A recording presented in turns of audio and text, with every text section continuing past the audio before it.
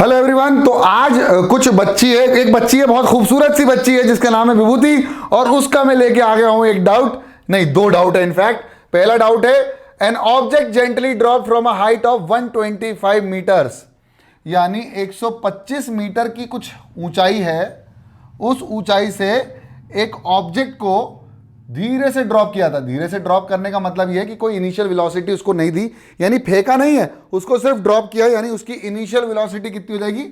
0। ठीक है। अब आपको एक चीज और पता चल गई यहां पर कि इस बिल्डिंग की जो हाइट है, इस बिल्डिंग की जो हाइट है वो खूबसूरत सी 125 मीटर है, यानी 100 से 25 प्लस। हाँ ठीक है। फिर कैलकुलेट द टाइम टेकन, तो आपको टाइम निकालना है, यानी आपको समय निकालना है। समय कितना लगेगा? अगर एक्सेलरेशन ड्यू टू ग्रेविटी कितना है, अगर उसने कुछ नहीं दिया तो आप मान लो कि 10 मीटर पर सेकेंड स्क्वायर हमने लेना है। आप 9.8 लेके भी सॉल्व कर सकते हो और 10 लेके भी कर सकते हो, लेकिन मोस्टली 10 करना है जब आपको कुछ गिवन नहीं हो कि कितना लेना है कितना नहीं लेना है। ठीक है, चलिए शुरू करते हैं। तो आपके पास तीन इक्वेशन ऑफ मोशन होती है, v is equal to u plus a t, s is equal to u t plus of half of a t square, और एक होती है v square is equal to u square plus of 2as। अब आप पहली तो इस्तेमाल कर ही नहीं सकते, आप करोगे सेकंड और आप करोगे थर्ड, जिससे आपको t मिल जाएगा और v मिल जाएगा। देखो t आपको कब मिलेगा? जब आपको s पता हो, a पता हो, तो t मिल जाएगा। बहुत बढ़िया, s पता है और a भी पता है। चलिए देखते हैं। तो s कितना है? 125 इज इक्वल टू u कितना है? 0, तो 0 into t something upon multiplied by 0 will be equal to 0। Half of g कितना है? g यानी a इंटू टी, यानी टी ए कितना है? 10 टी स्क्वायर। बहुत खूबसूरत। तो ये हो जाएगा 2 1 2 2 5 10 5 1 5 5 5 25 तो टी स्क्वायर कितना हो जाएगा माय डियर स्टूडेंट? 25, और टी की वैल्यू हो जाएगी अंडर रूट ऑफ 25, और टी की वैल्यू हो जाएगी 5 सेकेंड्स। कितना हो जाएगा? 5 सेकेंड्स। अब वो बोल रहा है and also find the velocity of an object just before reaching the.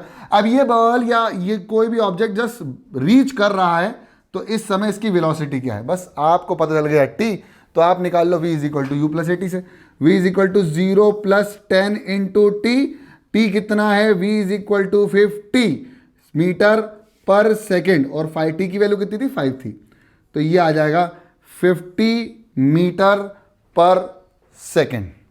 ये हो गया आपका सवाल। सबको समझ में आ गया? Yes, sir. और जिसने डाउट पूछा था उसको आ गया?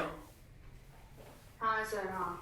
बहुत बढ़िया। तो मैं इसको मिटा रहा हूँ, मैं नहीं दूंगा आपको चांस इसको लिखने का, आपको खुद से ट्राई करने पड़ेंगे सवाल। मैंने आपको बोल दिया था कि सवाल लिख देना और मैं सवाल समझा दूंगा पूरा, फिर उसके बाद आपको ही सॉल्व करना है। चलिए अगला सवाल ले लेते हैं। अगला सवाल आप रीड भी कर सकते हैं अपने मन में ही रखिएगा, किसी और को मत सुनाइएगा, नहीं तो उसको याद हो जाएगा। An object is thrown up with a velocity of 25 metre per second, find the time taken by the object to reach the highest point. यानी एक बॉल को फेंका गया ग्राउंड से किसी वेलोसिटी से, उसकी वेलोसिटी की वैल्यू है 25 मीटर पर सेकेंड, वो ऊपर तक गई और हाईएस्ट पॉइंट पर रीच करी, जहां पर उसकी फाइनल वेलोसिटी कितनी हो जाती है? 0। तो आपसे पूछा गया कि उसने कितनी हाइट अटेंड कर ली नीचे आने से पहले, यानी आपको s निकालना है। फिर आपको कितना टाइम उसको लगा नीचे से ऊपर जाने में, वो निकालना है। और जहां की आपको g दिया हुआ है, वो दिया हुआ है -10 मीटर पर सेकेंड स्क्वायर। अब आप बोलोगे सर माइनस क्यों ले लिया? इसका भी मेरे पास जवाब है। जब आपने माइनस लिया है, इसका मतलब यह है कि इसका डी एक्सेलरेशन हो रहा है, यानी रिटार्डेशन हो रहा है। That is the reason why minus sign is taken. So अब हमको क्या लगाना है? हमारे पास तीनों इक्वेशन ऑफ मोशन है। जब भी हम बात करेंगे related to motion under gravity, तो मोशन में वही तीन इक्वेशन ऑफ मोशन ही काम करेंगी। तो पहला है v is equal to u plus a t, दूसरा है s is equal to u t plus of half of a t square, फिर है v square is equal to u square plus of 2 of a of h। ठीक है, तो आप कौन सा इस्तेमाल करना चाहेंगे? आपको v पता है, आपको u पता है, आपको s नहीं पता, आपको a पता है, तो आप ये लगा सकते हैं, आप इससे s निकाल सकते हैं। तो v square is equal to u square plus of 2 into minus of 10 into s. तो आपने v कितना लगाया? 0, u कितना लगाया? 25, तो 25 का हो जाएगा 625, ये हो जाएगा प्लस माइनस ऑफ 10 टू ज़ा 20 s, तो 20s इज इक्वल टू 625। अब कुछ बच्चों को लग रहा होगा कि सर थोड़ा तेज चल रहा है। भाई तेज तो चलेंगे ही ना, 5 क्वेश्चन करवा दिए थे इसके पहले। देखो फिर से समझ लो, मैंने लगाई ये वाली इक्वेशन जिसकी वैल्यू थी v square equal to u square plus of 2as।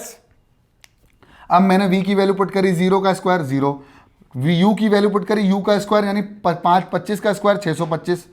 फिर मैंने लिखा 2 फॉर्मूले का इनटू a की वैल्यू यानी g की वैल्यू -10। माइनस क्यों लगाया ये भी आपको समझ में आ गया, क्योंकि जब नीचे ग्रेविटी के अगेंस्ट जाते हैं तो वेलोसिटी डिक्रीज करती है, यानी यहाँ एक्सेलरेशन नहीं हो रहा है, क्या हो रहा है, रिटार्डेशन हो रहा है, वेलोसिटी में कमी आ रही है। तो मैंने लगा दिया -10 इंटू एस, तो निकालना ही था। 2 10 20 माइनस का इधर आया तो प्लस। अब आगे समझ में मुझे पता है s is equal to 625 divided by 20 metres उसने डिस्टेंस कवर किया। तो अगर आप लगाना चाहें तो 2 से डिवाइड कर सकते हैं। 2 10 20, 2 3 6, 2 1 2, 2 2 4.5, यानी s जो डिस्टेंस आएगा वो आएगा 31.25 मीटर्स। उसने इतना डिस्टेंस कवर किया, कहाँ, जब वो ऊपर पहुंचा हाईएस्ट पॉइंट तक। अब टाइम कितना लगा, तो टाइम निकालने के लिए आपको v is equal to u plus a t लगा देना है और खेल हो जाएगा समाप्त। v की वैल्यू आपको पता नहीं है, नहीं पता है सर, सबसे ऊपर हाईएस्ट पॉइंट पर जाने के बाद क्या होगा, 0। देखो जैसे समझो, ये मैंने फेंका, बस यहाँ ही जैसे आया होगा तो उसकी वेलोसिटी 0, फिर नीचे गया होगा ना, ग्रेविटी उसको बुला भी तो रही थी, आजा आजा मैं हूं प्यार तेरा। हाँ ठीक है, यू की वैल्यू कितनी है 25 प्लस ए की वैल्यू कितनी है -10। देखो यहाँ पर माइनस प्लस के साथ खेलना पड़ेगा, तो ये प्लस और ये -10 into t, plus minus minus इधर आया तो plus t, 10t is equal to 25 और t is equal to 25 divided by 10, t is equal to 2.5 seconds लग गए उसको ऊपर हाईएस्ट पॉइंट पर रीच करते करते। तो समय निकाल लिया और समय के बाद कितना उसने नीचे से ऊपर हाईएस्ट पॉइंट तक गया वो भी निकाल लिया। क्या आपको समझ में आ गया? हाँ सर, ये वाला लिख लें। ये वाला छाप लो दिमाग में भी और कॉपी में भी।